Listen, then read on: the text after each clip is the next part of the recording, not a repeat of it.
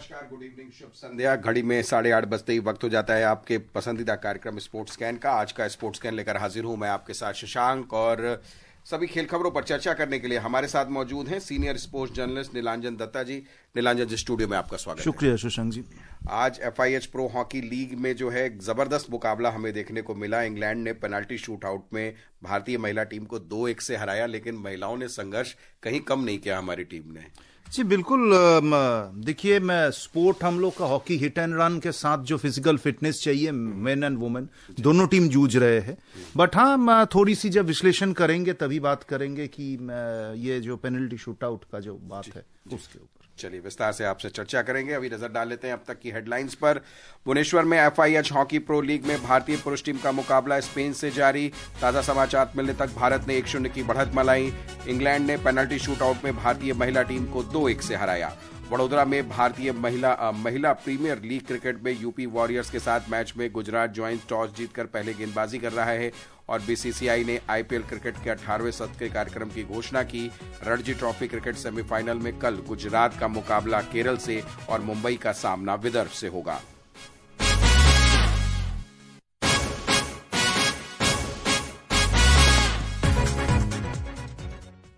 तो शुरुआत करते हैं भुवनेश्वर से, जहां चल रहा है FIH प्रो हॉकी लीग प्रतियोगिता और भारतीय पुरुष टीम का मुकाबला स्पेन से हो रहा है।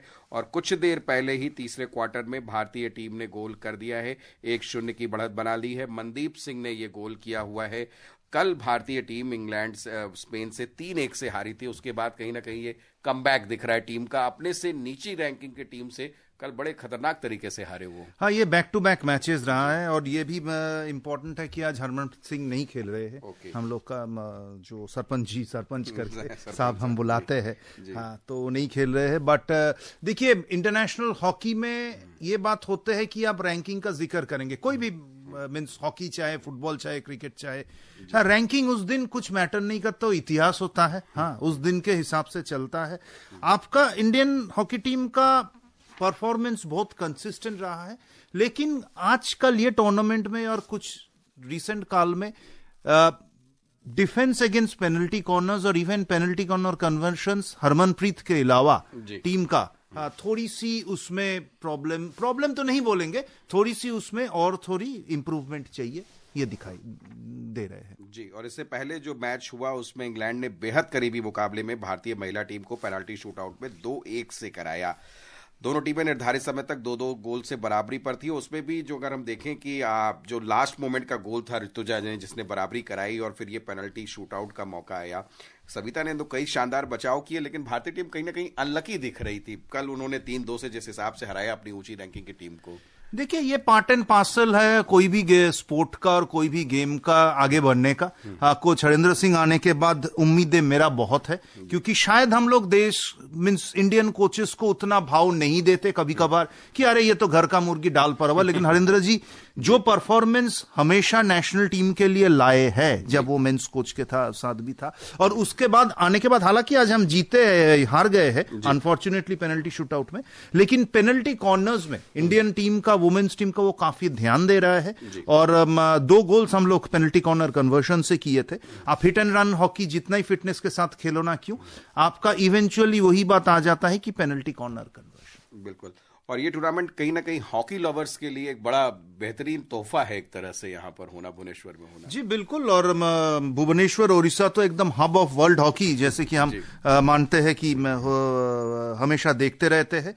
आपका जब बिग टीम्स के साथ, बिग प्लेयर्स के साथ आपको रेगुलर मैच दिखाई देगा लोगों के सामने, आंखों के सामने, ऑब्वियसली वो इंस्पायर करता है नेक्स्ट जनरेशन को, स्पोर्ट को आगे लेके जाने के। चलिए हॉकी से निकलते हैं, क्रिकेट का रुख करते हैं। वडोदरा में महिला प्रीमियर लीग क्रिकेट में गुजरात जॉइंट्स के साथ मैच में यूपी वॉरियर्स ने ताजा समाचार मिलने तक 12वें ओवर में 5 विकेट पर 84 रन बना लिए हैं। आज गुजरात ने टॉस जीतकर पहले गेंदबाजी करने का फैसला किया है, 5 विकेट भी गिरा दिए हैं, और फैसला अब तक तो सही नजर आ रहा है। नीलांजन, हाँ, देखिए, ये टूर्नामेंट आज 3rd डे है। हाँ, बहुत अच्छी बिग रन फेस्ट चल रहा है।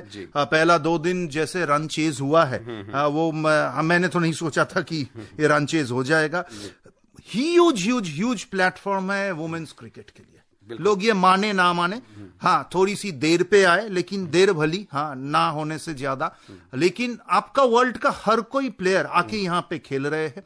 और जो इंडियन वुमेन्स क्रिकेट है, हम बहुत नजदीक जा रहे हैं, लेकिन हम कन्वर्ट नहीं कर पा रहे। कन्वर्ट इन द सेंस कि फाइनल फ्रंटियर में जाके टूर्नामेंट जीत नहीं पा रहे। उस हिसाब से जो फ्रेंच प्लेयर्स है और जो नॉक कर रहे हैं, उन लोगों को ये एक्सपोजर ह्यूजली इंप्रूव करने की मौका देगा। बिल्कुल। और कल दिल्ली कैपिटल्स ने मुंबई इंडियन को 2 विकेट से हराया था।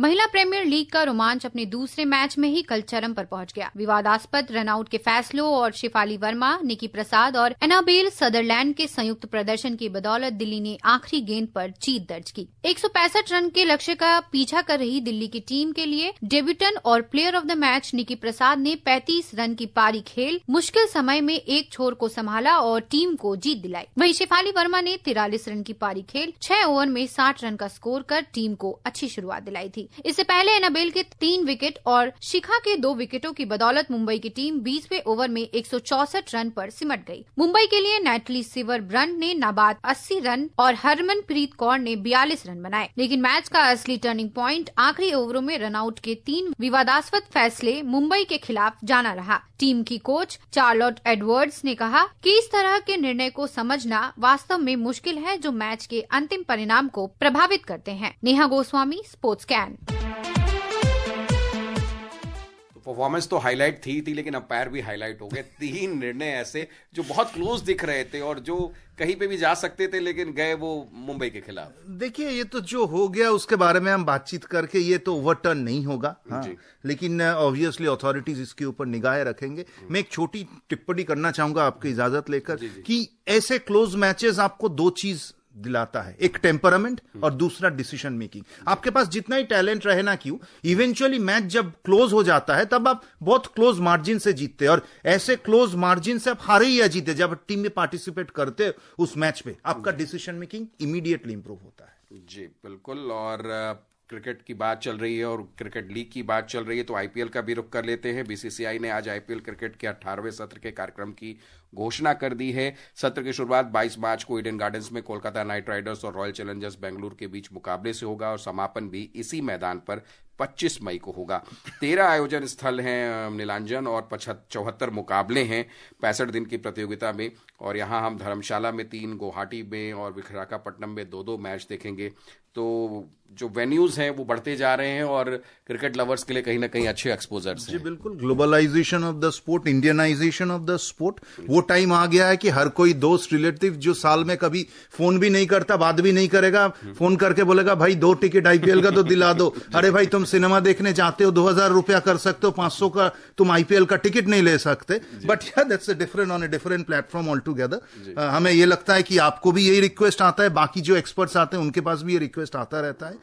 लेकिन हाँ, आईपीएल वर्ल्ड क्रिकेट को जिस तरीके से रिवोल्यूशनाइज किया है, बदलाव लाए हैं, लोग शायद अभी भी बोलते हैं कि ये अच्छा है, नहीं है। टेस्ट क्रिकेट को थोड़ी सी आपकी हानि पहुंचा रहे हैं ये इस format, but the impact of the sport और the organisation of the sport, आप ये 45 डेज में all throughout the country आप seamless logistics, ticketing, marketing, social media and obviously the technical aspect seamlessly BCCI इसको निकालते हैं। हाँ, operations, big salute and year after year.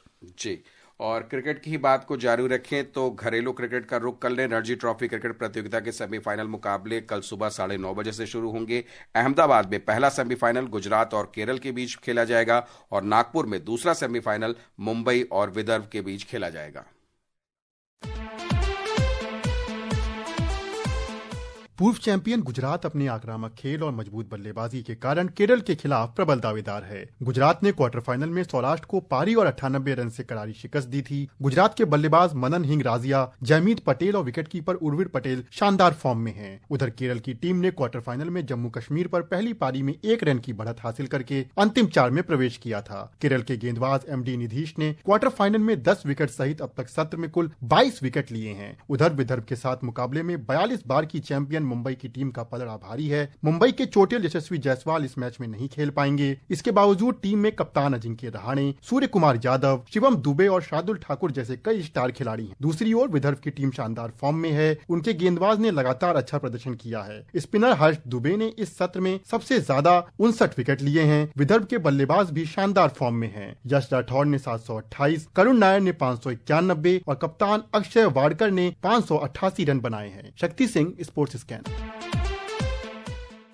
तो दो बड़े मेगा टीमें हैं, मुंबई है एक तरफ तो दूसरी तरफ यहाँ पे हम गुजरात देख रहे हैं। और क्या होने वाला है? फेवरेट टीम जीतेगी, अंडरडॉग टीम बाजी मारेगी? आपको क्या लग रहा है नीलांजन? एक क्रिकेट एक ऐसे स्पोर्ट है, आपको पहले से प्रिडिक्शन नहीं करना चाहिए। Obviously on paper Gujarat and Mumbai आपका फेवरेट्स होके जा रहे हैं। हाँ, यशस्वी जायसवाल को ना खेलना इस मैच के लिए मुंबई के लिए एक बड़ा धक्का ऑब्वियसली होगा, बट वो दूसरे को भी ये मौका देता है। देखिए, डोमेस्टिक क्रिकेट खास करके रणजी ट्रॉफी कैसे बदलाव लाए हैं। एक बात तो यह है कि जो बीसीसीआई टॉप ब्रास बोला है कि आपको डोमेस्टिक परफॉर्मेंस, डोमेस्टिक खेलना पड़ेगा। परफॉर्मेंस इज दूसरी बात। हाँ, रेगुलर आपको पार्टिसिपेशन होनी चाहिए, ये बिल्कुल मैं इससे सहमत हूं।